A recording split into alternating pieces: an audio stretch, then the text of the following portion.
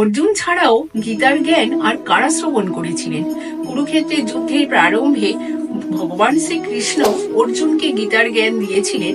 অর্জুনের রথের পতাকায় থাকা কপিধ্বজ অর্থাৎ বীর হনুমান, উনিও গীতার জ্ঞান শ্রবণ করেছিলেন।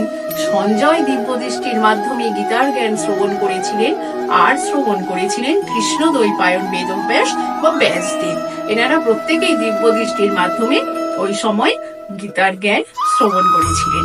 এবং সত্যযুগে ভগবান প্রথম গীতার জ্ঞান দিয়েছিলেন সূর্যদেবকে। সূর্যদেব দিয়েছিলেন মানব জাতির জনক মনুকে। মনু দিয়েছিলেন তার পুত্র ইক্ষ্বাকুকে। কলিযুগের মানুষরা আমরা মহাভাগ্যবান, গীতার জ্ঞান আমাদের সবার জন্য।